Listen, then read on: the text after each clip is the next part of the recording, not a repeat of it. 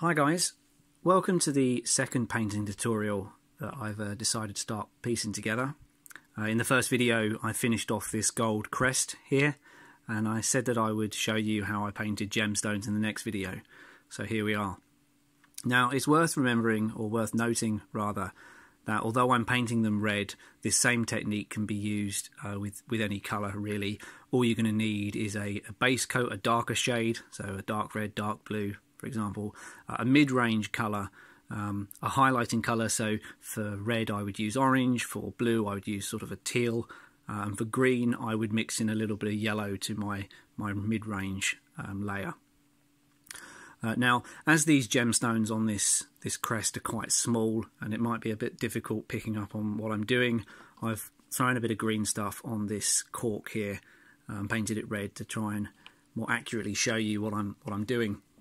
But effectively, once we've started off with our base colour, which was a Khorne Red, I'm going to use Evil Sunz Scarlet to start picking out a little bit of detail. Now, the main thing you want to remember for gemstones is the highlighting is opposite to what you would assume. You don't highlight the lighter colours on top, you highlight them from underneath. So here what I'm doing is I'm just going to add a little bit of the lighter red to the underside,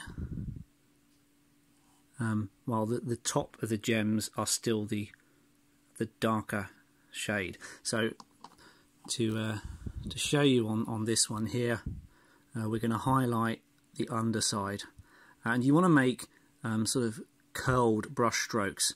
So follow the contour of the gem, and you start building up if the camera's picking up on it. Add a few extra colours, a few extra layers, sorry, because this particular shade of red is quite thin, but keep building it up. Keep doing sort of brush strokes to follow the contours here. With a larger gem like this, what I would probably do is mix the Khorne Red into the Evil Sunz Scarlet and do a few brush strokes in between, so you get that gradual change between one colour and the next. But yeah, that's really the first stage to painting gems. So what I'll do is I'll quickly finish all this off and see you in a second. So now that second stage is done, hopefully you'll be able to see it here a little bit. You can see how it's a darker red at the top and slightly lighter underneath. What I've done off camera is mix the Khorne Red with Evil Sunz, like I said, to have a sort of an intermediate colour, so there's more of a blend. On the smaller gems I don't normally go that far, it is just one colour right next to the other.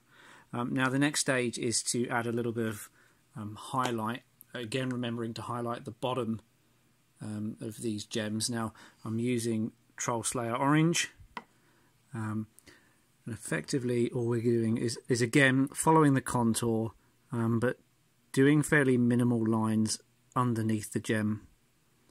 So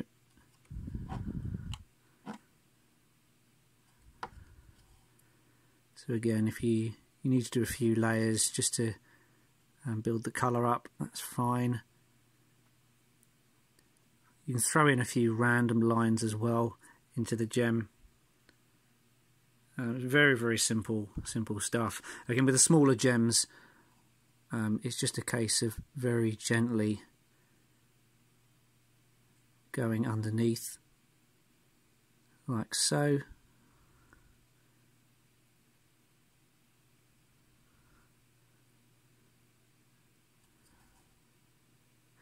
There we are. So with a larger one, I might go back and just do a few more just to make sure that orange is visible. What I normally do is I have it approaching higher up one side, say on the left, and have it curling round underneath, so straight on. So you can see a little bit more on the left hand side than on the right. Now once that's done, it's a case of breaking out the white.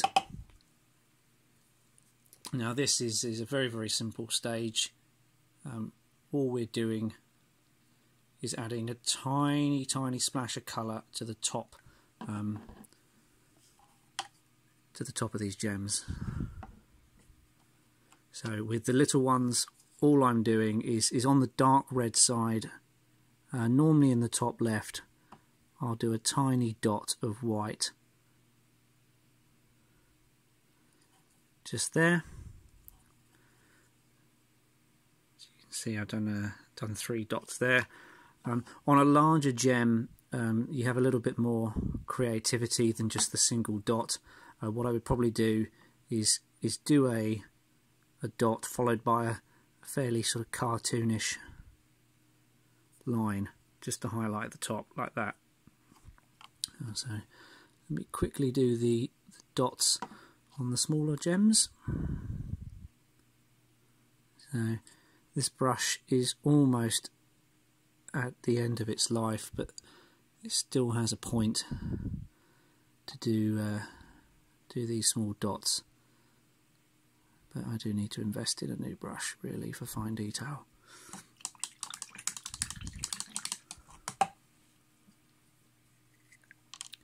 So now at this stage there's a few different things we can do. You can either apply a gloss varnish, in this case a hard coat. That will just shine the gem up as it is.